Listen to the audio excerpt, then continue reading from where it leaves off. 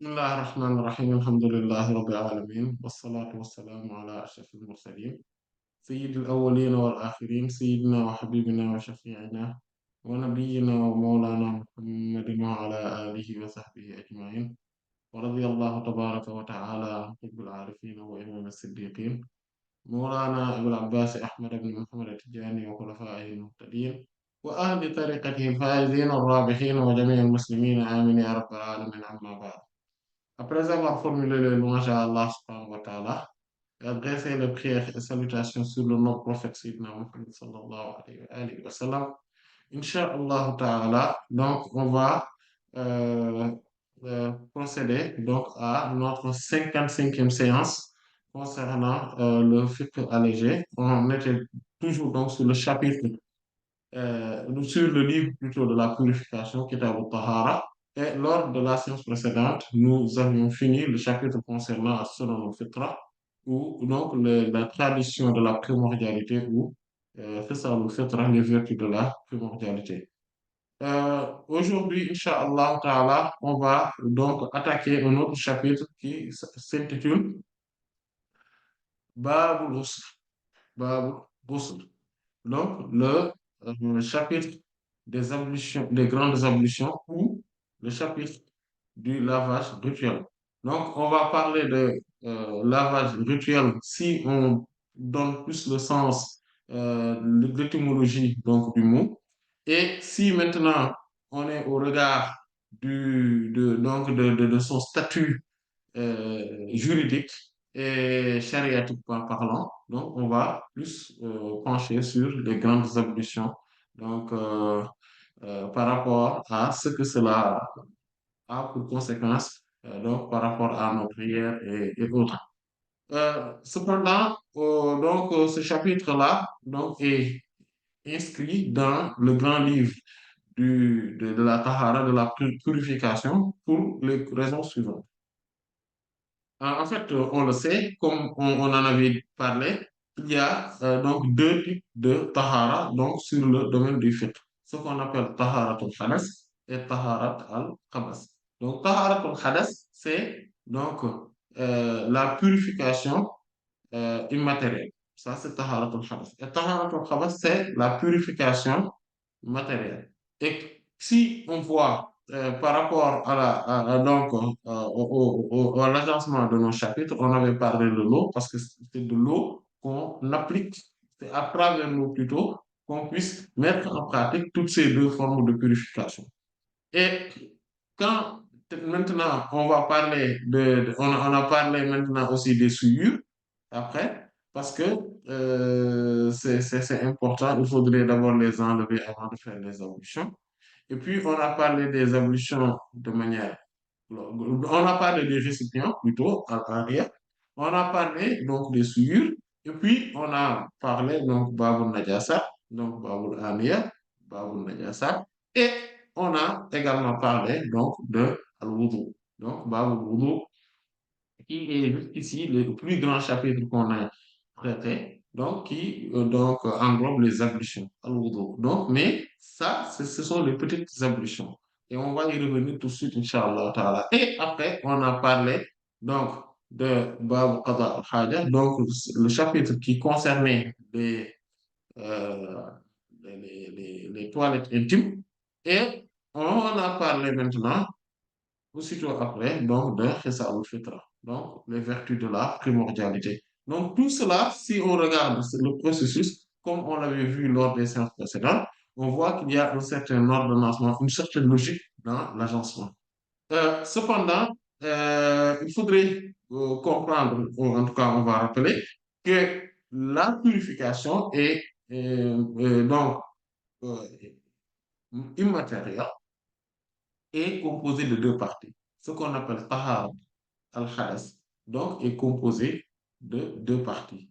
La première partie, donc, c'est donc tahara kubra et tahara sughra et l'autre c'est tahara kubra. Donc, c'est une purification mineure et une purification majeure. La purification mineure concernait les ablutions et tout ce qui tourne autour. Et la tahara kubra, donc la purification majeure, concerne donc le lavage rituel ou les grandes ablutions. Et il y a aussi, donc par rapport à cela, ce qu'on appelle hadathun asghar et hadathun akbar. Donc, hadathun asghar, c'est l'impureté immatérielle, donc mineure, et hadathun akbar, c'est l'impureté immatérielle majeure. L'impureté immatérielle mineure, c'est ce qui provoque les ablutions. L'impureté immatérielle majeure, c'est ce qui provoque les grandes ablutions, c'est-à-dire le lavage rituel. Donc, on va dire que al-ghusl, c'est le lavage rituel. Maintenant, ça, c'est la signification terminologique. Et quand on parle maintenant de al-ghusl en tant que tel, c'est une purification. Donc, on voit bien qu'on avait bien traité donc les ablutions et tout ce qui tourne autour, et donc qui concernait la purification, parce que les Khisal al-Fitra, donc les vertus de la primordialité concernaient l'hygiène corporelle, et donc de manière globale, donc c'est plus proche des ablutions parce que c'est plus fréquent. Et cependant, c'est aussi, donc parmi tous les chapitres, c'est le plus proche également donc, des grandes ablutions parce que cela est transversal dans le corps humain. Et donc, ce qui veut dire que donc, on peut l'assimiler à cela parce que le lavage rituel concerne tout le corps humain. Pourquoi? Et donc, al-ghusl, donc étymologiquement, c'est-à-dire linguistiquement parlant, à l'origine, c'est ifadatul ma'i ala shay. C'est, certains disent sayalanul ma'i ala shay, d'autres disent jarayanul ma'i ala shay. C'est-à-dire, c'est la circulation ou l'afflux. Donc, ifadatul ma', c'est l'afflux de l'eau ala shay sur quelque chose. Et d'autres disent ifadat, jarayanul ma' ou sayalanul c'est-à-dire la circulation de l'eau sur quelque chose. Ou imrarul ma ala shay. D'autres donc, mais ce sont des mots voisins. Si vous voyez ifada, sayalan, jarayan et imrar, c'est le fait de traverser. Jarayan, c'est le fait de circuler. Sayalan aussi, c'est le fait que cela découle. Il y a un écoulement. C'est là, écoulement. Et ifada, c'est le déversement, c'est l'afflux. Donc, quand on regarde bien, ce sont des mots voisins. Et ça, c'est la définition linguistique. Donc, si on regarde bien cette définition linguistique, on va se rendre compte que la vie donc, majoritaire donc a un poids, c'est-à-dire sur, on va aller voir, Inch'Allah, sur les conditions ou en tout cas les piliers des ablutions, on verra que ce que dit la majorité des savants est plus probant et plus donc c'est plus solide sur ce point-là, quand on regarde le volet étymologique. Et maintenant, concernant le volet terminologique, donc istilah, donc auprès donc, de la terminologie des savants, des fuqaha, rahmatullah alayhim, ils ont plusieurs définitions également. Il y a il y a imrarul ma ou sayalanul ma ou jarayanul ma ou ifadatul ma ala al badani. Voilà. على على البدن على جميع البدن على وجه مخصوص بشروط مخصوصة.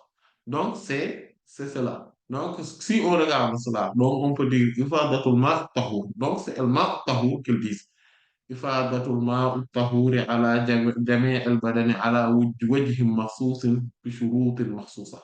C'est c'est donc l'afflux de l'eau pure et purifiant, donc l'eau lustrale, sur tout le corps humain et sous un volet spécifique et pour des conditions et dans des conditions spécifiques.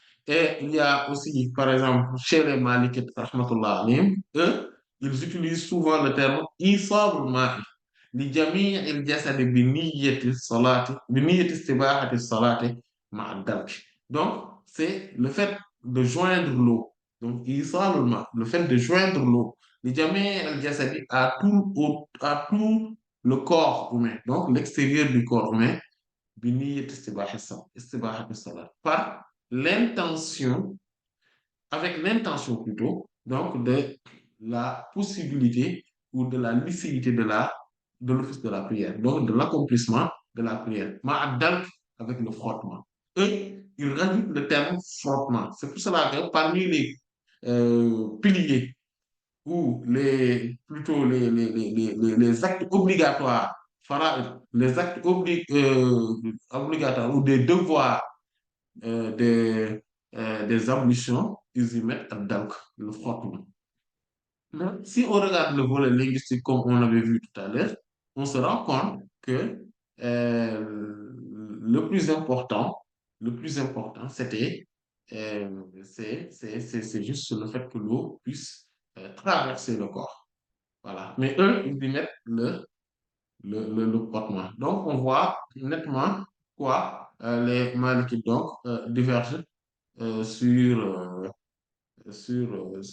tout ce qui tourne autour donc de ces définitions-là. Et d'ailleurs, pourquoi aussi eux, ils mettent tout le temps le, euh, euh, le fait de frotter, ils le mettent aussi bien pour les ablutions que pour le lavage rituel. Et donc, il y en a aussi d'autres savants qui, comme par exemple les Shafi'i, rahmatullah alayhim, bon, c'est à guise d'information, eux, ils disent sayalanul ma'i ou jarayanul ma', ou bien parfois ils utilisent imrarul ma'. Donc, tout dépend donc de l'auteur, mais c'est le sens. Donc, ils disent sayalanul ma'i ala jami'il badani bi niyya. C'est donc la circulation ou le découlement de l'eau ou le déversement de l'eau sur tout le corps humain avec l'intention. Donc, c'est-à-dire avec une intention bien précise.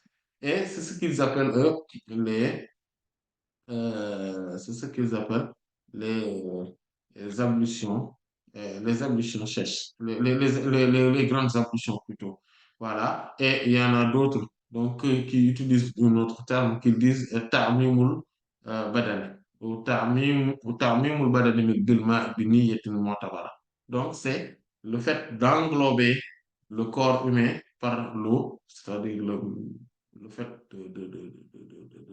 de mettre, donc que tout le corps humain ait un contact avec l'eau, avec une intention considérée, une intention bien précise.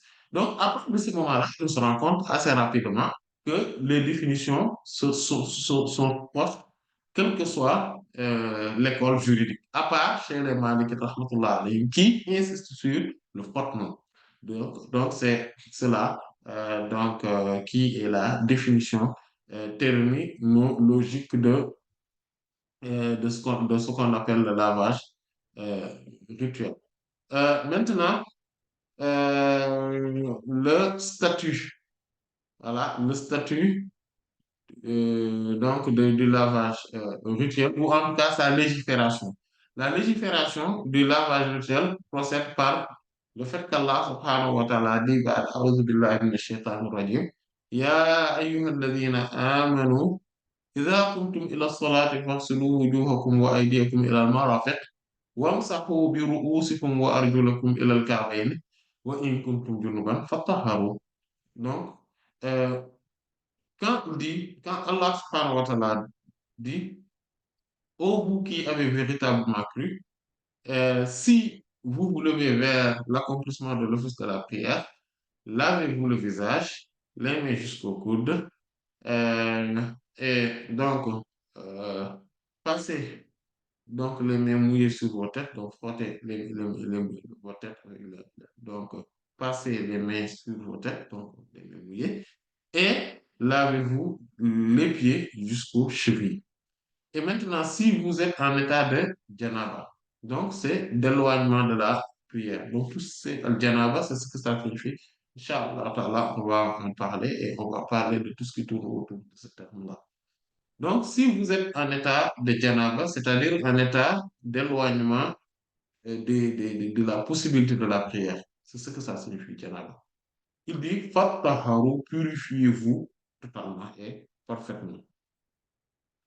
Euh, donc, c'est ce qui montre que maintenant, c'est cela donc, qui est donc, taharu. Donc, quand il dit fattaharu, ça signifie quoi? Ça signifie de laver, de vous purifier intégralement. Donc, c'est pour cela que quand il dit fattaharu, c'est purifiez-vous. Mais fattaharu, c'est encore plus insistant. C'est-à-dire intégralement, purifiez-vous intégralement. Donc, à partir de ce moment-là, on se rend compte que Allah subhanahu wa ta'ala, à travers ce signe coranique, nous demande de purifier la totalité de nos corps. euh, et donc, à part bien évidemment tout ce qui est impossible, en tout cas où on a des excuses pour que l'eau ne puisse pas y toucher ou y pénétrer, par exemple les yeux, par exemple les oreilles, voilà, l'intérieur des oreilles, etc. Donc, parce que pourquoi? Parce que si on lave les yeux ou l'intérieur des oreilles, je veux dire le trou là, là où se trouve le tympan, etc. Donc, on risque de se faire des difficultés et de s'attirer donc des nuisances par rapport à notre état de santé. Et donc, c'est pour cela que donc c'est à cause donc, de ce aaya-là donc, qui nous parle des ablutions et qui montre que les ablutions sont les grandes ablutions, plutôt le lavage corporel, a été euh, légiféré. Et maintenant, en parlant de cela, de la légifération, donc de cela aussi, il y a le prophète sallallahu alayhi wa sallam, donc par rapport à tous les hadiths, ou en tout cas l'écrasante majorité des hadiths qu'on va citer, Inch'Allah ta'ala, lors de ces séances, en tout cas donc dans ce chapitre, donc la plupart nous indiquent que le lavage virtuel a été légiféré. Et quand Allah subhanahu wa ta'ala nous dit que fattaharu, donc c'est un ordre, et cet ordre-là donc implique l'obligation ou le devoir. Donc, c'est ce qu'on appelle l'amru yaqtadil wujub. Et donc, c'est une condition pour la prière. Donc, quand Allah subhanahu wa ta'ala nous dit, si vous voulez faire la prière, donc ce qui voudrait dire que c'est une condition quand on est en état d'éloignement total de la possibilité de la prière. Donc, vu l'état c'est d'impureté immatérielle majeure dans laquelle on se trouve, donc il est obligatoire de faire le lavage routier avant de continuer. Donc, c'est aussi ce qu'il faudrait aussi qu'on précise, c'est que dans la langue arabe, ils utilisent le terme ghusl, donc vous voyez ici, donc c'est ghusl qu'on utilise, le terme, c'est un terme de la langue arabe, mais si on regarde bien le Coran, Allah subhanahu wa ta'ala a utilisé le terme fattahaw, donc at-tathhir, c'est un ghayat at-tathhir, c'est-à-dire donc le summum de la purification ou l'intégralité de la purification. Et donc, c'est l'intégralité donc, de notre corps. À part, bien évidemment, ce qui est excusable, comme les yeux, des oreilles, etc., comme on vient de le souligner. Ou en tout cas, ce dont on ne peut pas accéder, tout simplement, par des conditions, par des moments, etc., ou bien quand on a des blessures, etc. Voilà, il y a des parties donc, dont on ne peut pas laver parce qu'on risque donc donc une forme d'inflammation ou donc d'aggravation de la blessure et donc et des contaminations qui peuvent entraîner à la mort ou en tout cas à certaines maladies beaucoup plus dangereuses et qui peuvent aussi bien évidemment entraîner à la mort. Et c'est à cause de cela que donc on l'appelle al-ghusl. Maintenant, il y a Al-Ghasl. Al-Ghasl, si on fait la nuance vraiment, parce que certains savants pensent que c'est la même chose, Al-Ghusl, Al-Ghasl, mais en toute vérité, si on regarde bien de plus proche, on se rend compte que Al-Ghusl, c'est le lavage. Voilà, c'est le lavage. C'est-à-dire, c'est la personne qui se lave lui-même, donc le corps. Ça c'est Al-Ghusl, le lavage rituel ou le lavage, le bain. Donc, ça, c'est ce qu'on appelle Al-Ghusl. Et al-ghasl, ça signifie le lavage, mais quand on lave quelque chose. C'est-à-dire quand on lave la main, le pied, etc., ça, on dit al-ghasl. Voilà. C'est-à-dire Parce que al-ghusl, donc, si on regarde le mot, cela signifie al-irtisal, le fait de se laver. Et al-ghusl, c'est le fait de laver quelque chose, tout simplement.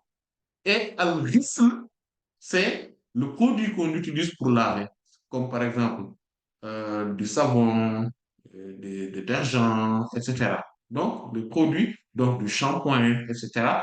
Ou tout simplement le gel de douche. Voilà, ça, c'est ce qu'on appelle al-ghusl. Ou aussi l'eau. Voilà. Mais souvent, on parle d'al-ghusl pour parler du produit, pas de l'eau en tant que telle. Donc, euh, donc, le mot Haru concerne plutôt Al-Ghusl, même si cela pourrait concerner les autres parties euh, d'une manière ou d'une autre. C'est-à-dire, en faisant le lavage rituel, si on a besoin d'Al-Ghusl, bien sûr, on va faire Al-Ghusl, c'est-à-dire qu'on va laver des parties de nos corps, de notre corps. Donc, c'est là qu'on peut utiliser le terme al-ghasl. Et al-ghusl, comme on le verra, Inch'Allah, ta'ala, au tout début des lavages rituels, on peut l'utiliser. Et comme on va, Inch'Allah, ta'ala, plus développer ce sujet-là. Et donc, avant, maintenant,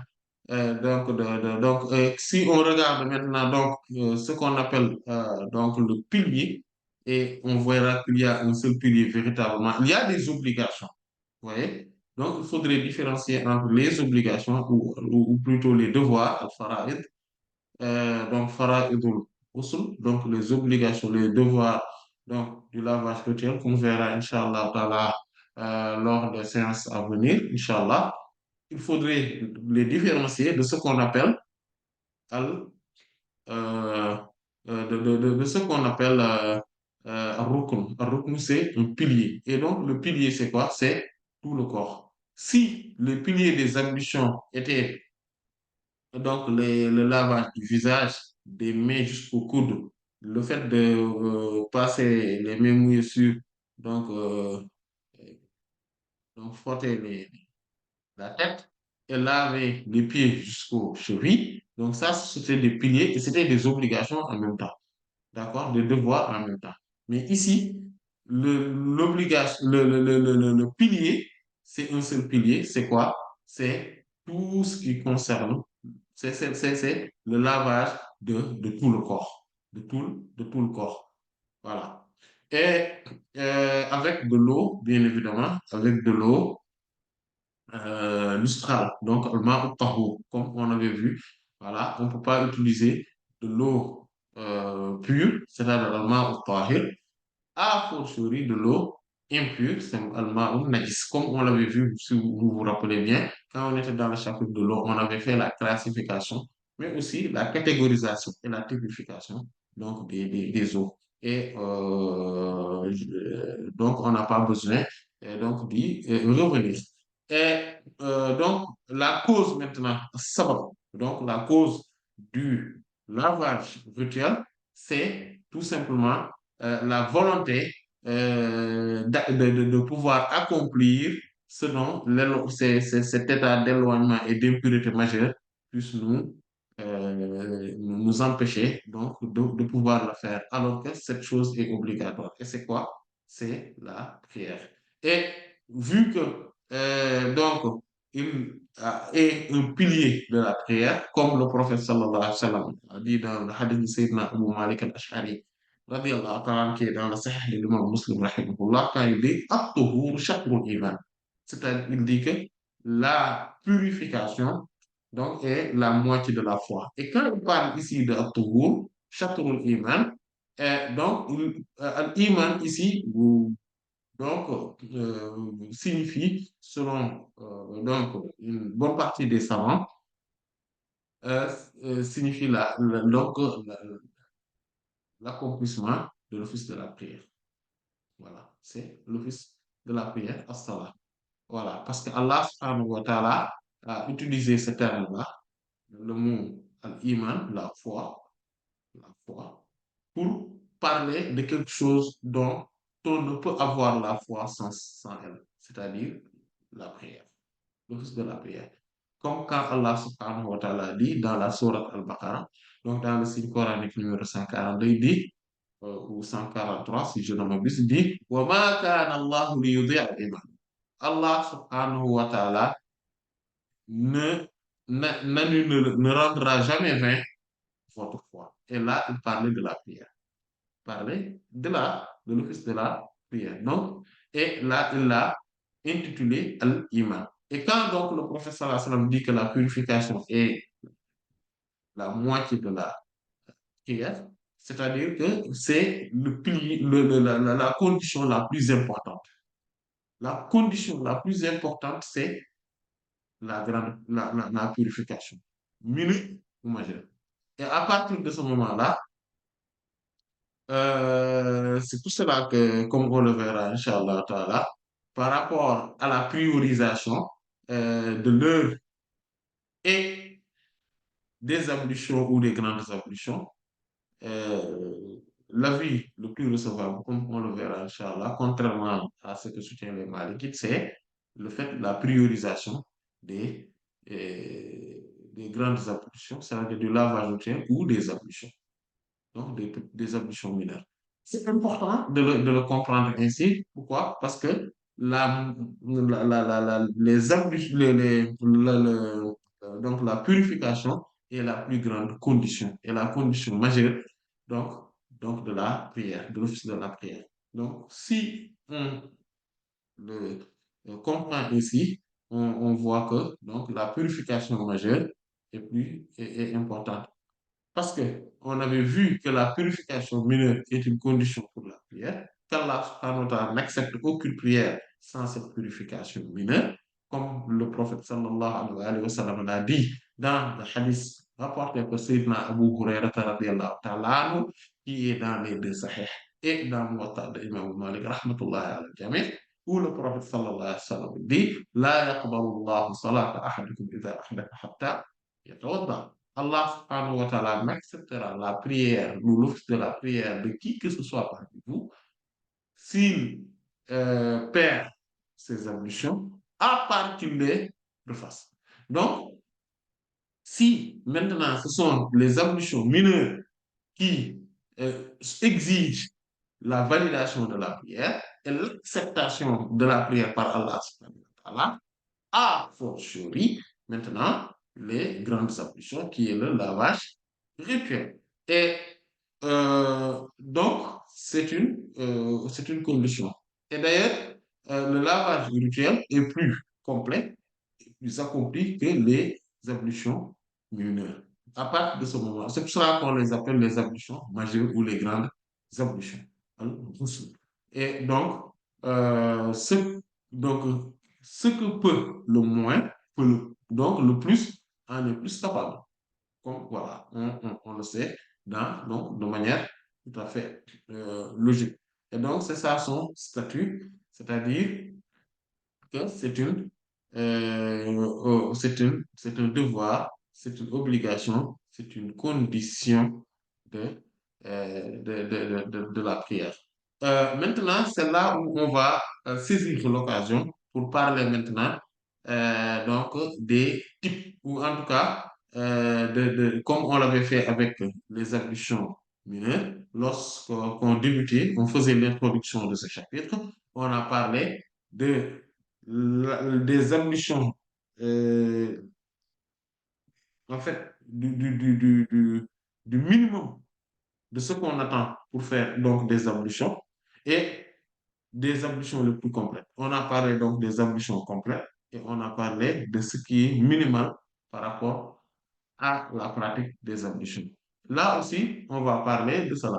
Et Inch'Allah Ta'ala, les arguments, c'est les preuves donc, par rapport à cela, Inch'Allah Ta'ala, on les verra dans les hadiths de Sayyidatuna Aisha Ummul Mu'minina radiyallahu ta'ala anha et de Sayyidatuna Maymuna radiyallahu anha. Et donc, ces hadiths-là nous prouvent assez largement donc de la manière, en tout cas, de ce qu'on va, de la manière dont ces ablutions se fassent. Et donc, quand maintenant, ce qui est le minimum, voilà, donc ce qui est vraiment le minimum pour les ablutions, c'est que c'est ce qu'on appelle, ce que le minimum, ouais, le minimum, c'est le fait de faire, de mettre l'eau, en fait, sur tout le corps humain. Voilà. De le faire passer. Chez les maléfiques, comme on le voit, il faudrait, avec le fait de frotter. Mais quant à la tête maintenant, ce qui est important, c'est de mettre, de mettre de l'eau. euh, de l'eau sur donc le usul shar. Donc, quand on le voit, donc, à la usul sharihi, c'est ce que Sayyidat Aïcha et Sayyidat Maïmouna radiallahu ta'ala anhuma, donc, définissent, en tout cas, décrivent par rapport au prophète sallallahu alayhi wa alihi wa sallam. Et donc, le minimum donc, sur euh, les ablutions, donc le minimum, c'est quoi? C'est le fait donc de mettre l'eau sur tout le corps humain, comme le dit le prophète sallallahu alayhi wa sallam, ou comme le faisait le prophète sallallahu alayhi wa sallam. Donc, dans un hadith rapporté par Sayyidina Jabir ibn Abdullah, radiallahu tabaraka wa ta'ala anhuma, donc, quand on l'a interrogé au sujet donc, du lavage rituel du prophète sallallahu alayhi wa sallam après al-janaba, donc l'état d'éloignement de la prière, qu'on appelle al-janaba, on lui a demandé كيف الغسل من الجنابة. Donc il dit كان النبي صلى الله عليه وسلم يأخذ ثلاثة أكف ويفيضها على رأسه ثم يفيض على سائر جسده.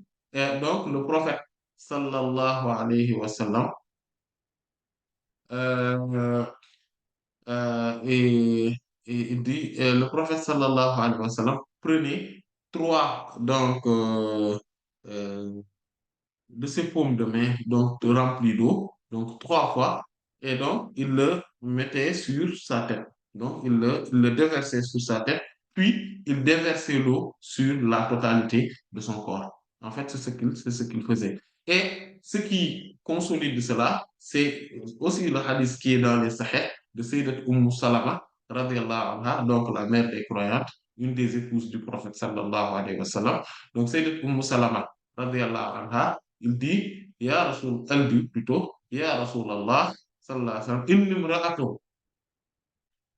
inni imra'atun ashuddu dhafra ra'si afa anquduha. Moi, donc, quand elle dit qu'en fait, elle avait fini de voir ses règles, donc ses menstrues. Et elle dit, ô envoyé d'Allah, sallallahu alayhi wa sallam, moi, je suis une femme qui, donc, avec les tresses, donc, j'attache bien les tresses sur, de mes cheveux. Donc, on voit que si on y met de l'eau, voilà, l'eau ne va pas toucher l'intérieur des tresses. Donc, c'est ce qu'elle sous-entendait. Elle dit, est-ce que je vais les détresser? Donc, je vais les enlever. Le prophète sallallahu alayhi wa sallam lui dit, la innama yakfiki an tahassil ma'a ala ra'siki thumma tafidi al-ma'a thumma tufidina al-ma'a ala sa'iri jasadiki fa idha anta qad tahurti. Donc, et dans d'autres versions, fa idha tahurina. Et donc, il lui dit, non, il te suffit tout simplement de mettre de l'eau sur ta tête jusqu'à ce que, donc, l'intérieur, donc, la tête en haut, et tu déverses de l'eau sur la totalité de ton corps, elle te voilà, donc, purifié. Et donc, si on regarde bien cela, on revient donc, on se rend compte que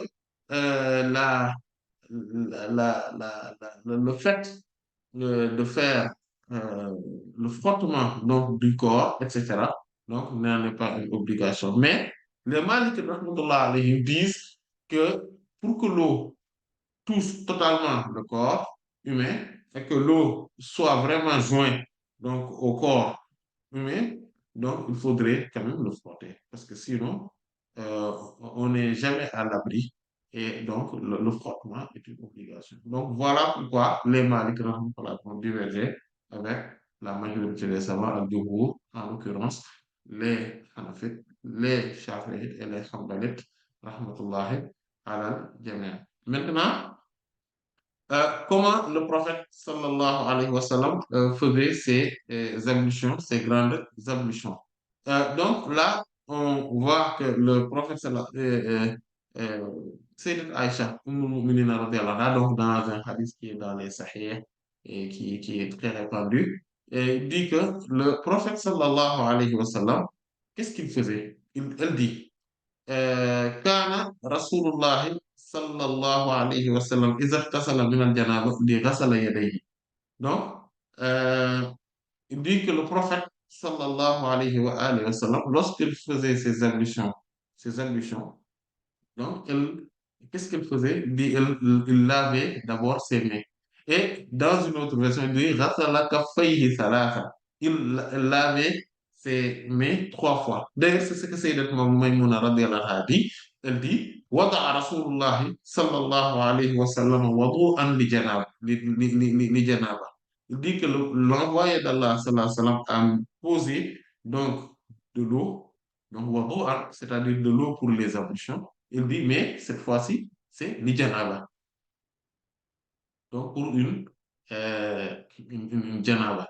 Il dit, فَأَكَفَّ بِيَمِينِهِ عَلَى شِمَالِهِ مرتين أو ثلاثا. Donc, il dit qu'il lavait maintenant de l'eau donc sur la déversée, donc de l'eau de sa main droite sur la main gauche, et il lavait deux ou trois fois. Et donc, il y a une version qui précise que c'est trois fois. Donc, il dit summa ghasala farjahu. Puis, elle lave donc elle lave, il plutôt, sallallahu alayhi wa sallam, lavait donc ses parties intimes.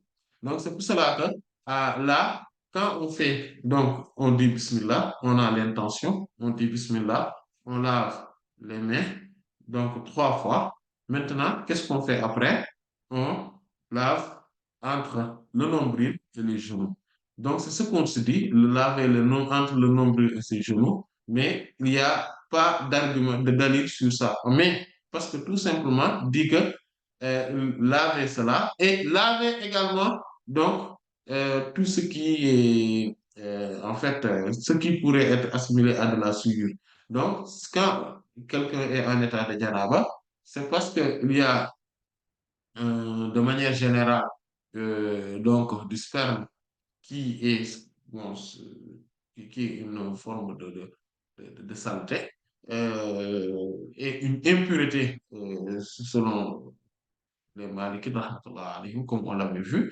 Et donc, parfois, ça peut toucher une partie des cuisses, une partie, etc. Mais souvent, c'est circonscrit entre le nombril et les genoux. Donc, c'est pour cela que les savants disent laver entre le nombril et les genoux pour enlever toute souillure et probabilité donc d'être touché par quelque chose de voilà, d'impur. Et le prophète, donc, sallallahu alayhi wa sallam, donc, lavait cette partie-là. Et il dit, Sayyidat Aïcha, radiallahu ta'ala anha, donc, dit, wa yatawadda'u wudu'ahu lis-salat. Donc, puis, il lavait, mais il faisait, donc, les ablutions qu'il faisait pour faire la prière. Et Sayyidat Maïmouna, radiallahu anha, précise, il dit ثم ضرب يده بالأرض أو الحائط مرتين أو ثلاثة ثم مضمض واستنشق. Donc, dit, puis, qu'est-ce qu'il faisait? Il dit qu'il frappait, donc, touchait de sa main, donc, le sol, d'accord? Ou, donc, le mur. En fait, il le frottait avec quelque chose. Donc, il prenait, donc, on peut prendre, donc, à partir de ce moment-là, un produit, comme par exemple du savon, du gel douche, etc. On se lave les mains, en fait, parce que les mains étaient en contact avec les parties intimes et étaient également en contact avec des probables impuretés, des probables saletés. Donc, c'est pour cela qu'on se lave donc les mains. Et c'est pour augmenter la purification. Mais sinon, l'eau seulement suffit. On n'a pas besoin de cela. Mais on parle donc de la plus complète que ce que le faisait le prophète sallallahu alayhi wa sallam. Et elle dit plutôt, Sayyidat Maïmouna radhiyallahu anha, dit, Thumma wastanshaqa. Puis, elle rinçait la bouche et le nez. Il le faisait. وغسل وجهه وذراعه et il lavait maintenant son visage et ses mains jusqu'au coude. ثم أفاض على رأسه الماء puis il déversait sur sa tête de l'eau. Et ça, là, c'est Aïcha, radiallahu anha, qui nous a donné la précision comment il le faisait. Elle dit, ثم يخلل بيده شعره حتى إذا ظن أن قد أروى بشرته. Elle dit, radiallahu anha, que le prophète sallallahu alayhi wa sallam, maintenant, mettait ses mains entre ses cheveux, donc en mettant de l'eau, jusqu'à comprendre que il avait il avait touché, en tout cas que l'eau est passée jusqu'à jusqu'au jusqu'à la peau donc de ses cheveux. C'est comme ça qu'il le faisait, sallallahu alayhi wa sallam. Et dans un autre hadith, donc de Sayyidat Aisha radhiyallahu anha, euh, elle dit, euh, ثم يأخذ الماء على كفيه ثلاثة. Il prenait de l'eau sur ses mains trois fois. Il dit ثم غسل رأسه بثلاث حثيات. Donc, lavait sa tête avec trois حثيات. Il dit يشق رأسه. Le prophète sallallahu alayhi wa sallam divisait sa tête. Il dit ثلاثة en trois parties. Comment il faisait? Il dit أفاض الماء على شقه الأيمن ثم على شقه الأيسر ثم جمع بهما. Et il dit que le prophète sallallahu alayhi wa sallam lavait donc avec sa tête la partie droite. Donc il prenait de l'eau, il déversait sur la partie droite. Puis il prenait de l'eau, déversait aussi sur la partie gauche. Et à chaque fois, il mettait les mains à l'intérieur pour s'assurer davantage que l'eau a touché la peau, mais il n'insistait pas également. Et ça, il faudrait qu'on insiste là-dessus. Parce que, en fait, il n'était pas maniaque également. En fait, c'est pour ça qu'elle a utilisé Hatta Ida Varna. Lorsqu'il a, il a, il a l'impression, voilà, il a l'impression, voilà, que c'est bon maintenant que l'eau est passée. Parce que, en fait, les cheveux sont perméables, ils ne sont pas perméables et compacts. Non, en fait, il y a de l'espace entre les cheveux et l'eau est assez subtile et assez fine pour pouvoir passer entre les mailles, voilà, donc, donc des cheveux pour toucher la tête. Voilà, donc c'est pour cela qu'il ne faudrait pas trop insister également ou être maniaque. Donc, il disait que il mettait de l'eau sur donc sa tête, la partie droite d'abord, puis la partie gauche, puis le milieu, puis le centre. C'est comme ça que le faisait le prophète sallallahu alayhi wa sallam. Et donc, des afada alayhi al-ma'a thalatha marratin. Donc, c'est comme ça. Les trois fois, c'est ce qu'elle faisait. Ce que le prophète sallallahu alayhi wa sallam faisait. Elle dit, summa ghasala sa'ira jasadihi. Puis, elle lavait, il plutôt, sallallahu alayhi wa sallam, lavait la totalité de de son corps. Et Sayyidat Maïmouna, radiallahu ta'ala anha, donc, donne aussi une précision de taille.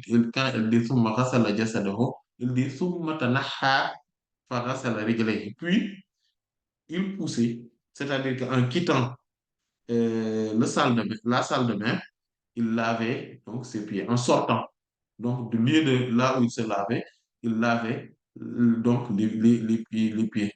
Voilà. Donc, فغسل رجليه.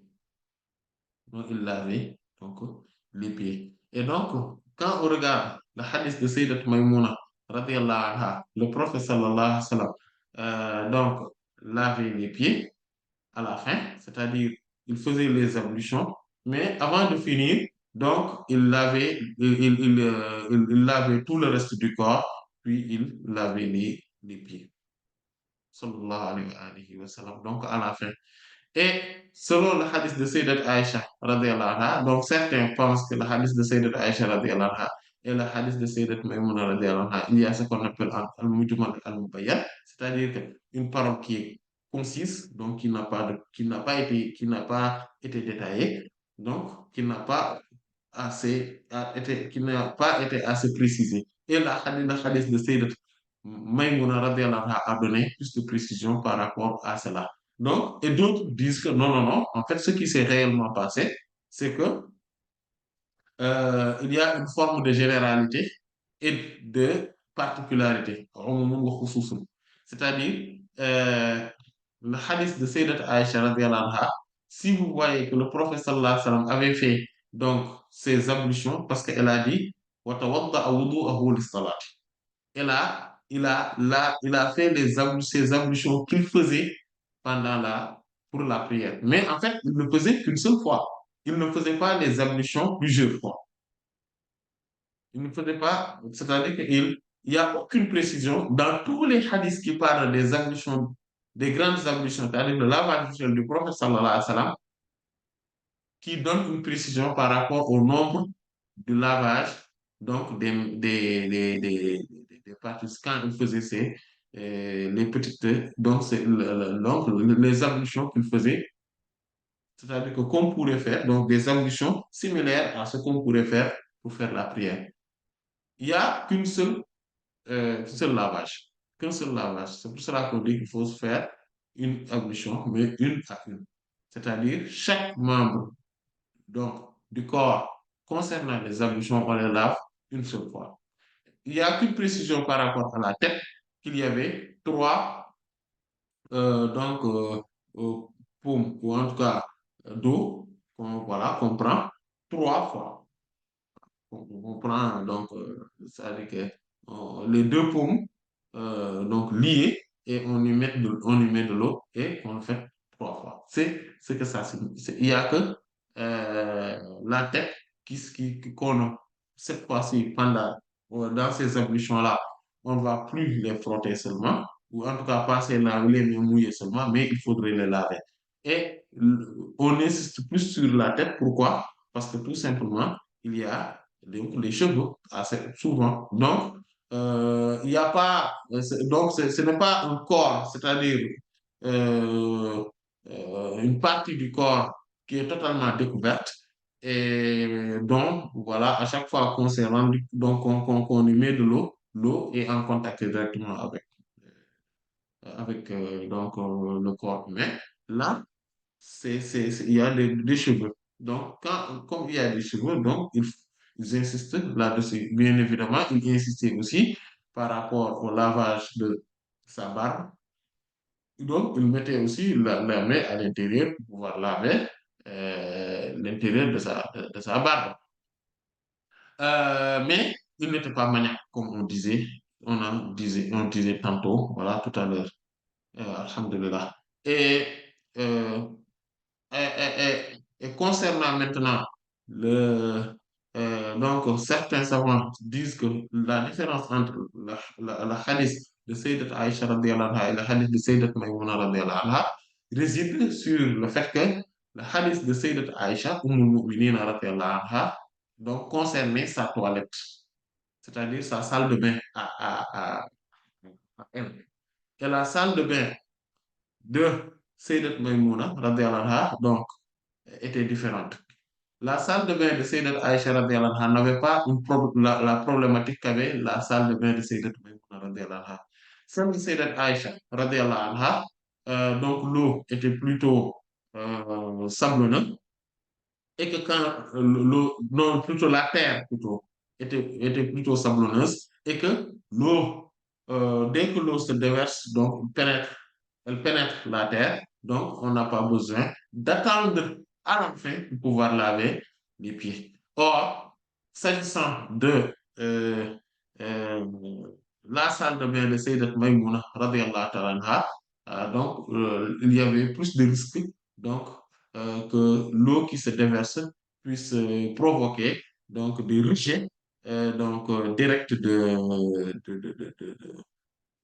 la terre sur les pieds, etc. Donc, vaut mieux, c'est plus pratique d'attendre à la fin pour pouvoir laver les pieds. Donc, tout dépend de la configuration de la salle de bain. Donc, et c'est ce qui fait que il y a cette différence entre les deux hadiths. Et cet avis-là est un avis qui est hautement considérable. Donc, on peut faire un petit récapitulatif par rapport à cela. Donc, on dit Bismillah, on lave les mains 3 fois. On lave donc ce qui est entre le, le, euh, le nombril et les genoux. On le lave donc jusqu'à ce que ça soit propre. On rince la bouche et on inspire de l'eau sur par rapport au nez. Donc, on fait de l'inspiration de l'eau donc, sur le nez. Mais ça, il faudrait se rappeler que quand on se lève, c'est-à-dire donc c'est-à-dire que quand on ne s'est pas lavé pendant la nuit, alors qu'on avait eu la janaba et qu'on avait, voilà, qu'on dormait, quand on se relève et qu'on fasse le lavage mutuel, il faudrait comprendre qu'il faudrait faire passer de l'eau 3 fois sur le nez. Et pourquoi? Parce que si vous vous rappelez, le hadith de Sayyidina Abu Hurairah radhiyallahu anhu, et qu'il dit وإذا استيقظ أحدكم فليستنصر ثلاثا فإن الشيطان يبيت على خيشومه. Donc, si quelqu'un d'entre vous se lève donc du sommeil, qu'il inspire de son nez 3 fois. Pourquoi? Parce que Shaitan passe la nuit donc dans le canal nasal, donc au fond du canal nasal. Donc, à partir de ce moment-là, donc le fait d'inspirer, d'expirer 3 fois, donc devient euh, quelque chose de quasi impératif pour cette grandes ablutions, pour les ablutions également. Donc, les ablutions mineures. Et donc, après l'avoir fait, donc, on lave le visage en tenant compte, donc, donc en mettant donc, la main sous les barbes. Voilà. Et en tout cas, voilà. Et pressant tout simplement la barbe si on en a. Voilà. Pressant, juste pressant, la presser. Puis, prendre donc de l'eau, laver ses mains jusqu'au coude une fois, donc en commençant par la droite puis par la gauche, et prendre de l'eau donc sur ses paumes, euh, donc le déverser sur la partie droite, voilà, en mettant donc les mains sous les cheveux, et prendre encore cette eau, donc de la même manière, et le déverser sur la partie gauche. Et de la même sorte, puis reprendre encore une troisième et pour le déverser sur le milieu de la tête. Voilà. Et puis, mettre, se laver donc, du côté droit. D'abord, donc le côté droit donc, du corps, c'est-à-dire on départage notre corps en deux parties. La première partie, donc on va le laver d'abord, donc mettre de l'eau en rinçant, vous voyez, en rinçant, donc en frottant, donc jusqu'à en bas. Mais il faudrait faire très attention. Il ne faudrait pas toucher, on n'a pas besoin de laver tout ce qui a été déjà lavé. En fait, quand on dit sa partie droite puis sa partie gauche, quand on se lavage là pour laver tout le reste du corps, on ne lave pas les parties qui ont été déjà lavées lors des ablutions ou donc ou avant. Voilà. Donc, par exemple, concernant les mains, on lave que les bras. On lave que entre l'épaule et les bras et les coudes. C'est tout. Voilà. Par exemple, concernant euh, le visage, on n'a plus besoin d'y repasser. Voilà, on passe juste les mains sur voilà, l'oreille. Et on le fait au moment de rincer, de laver la partie droite de la tête et la partie gauche de la tête. C'est à ce même au même moment qu'on lave les oreilles. Voilà. Bien évidemment, la partie intérieure et la partie extérieure de, bon, c'est-à-dire donc de la couverture de l'oreille, si on peut s'exprimer ici. Et donc, quand on lave maintenant la partie droite et la partie gauche, et donc par rapport à la configuration des, voilà, donc de la salle de bain, on lave les pieds et on finit. Voilà. Et on finit. Et c'est tout ce qui se fait. Et voilà ce qu'on appelle donc les grandes ablutions. Et cette forme aussi est la meilleure forme donc, de la mise en pratique des grandes ablutions. Et on va s'en tenir là, Inch'Allah. Allah en sait davantage. Wallahu ta'ala alam. Sallallahu ala sayyidina Muhammadin wa ala alihi wa sahbihi ajma'in. Subhana rabbika rabbil izzati عما يصفون وسلام على المرسلين والحمد لله رب العالمين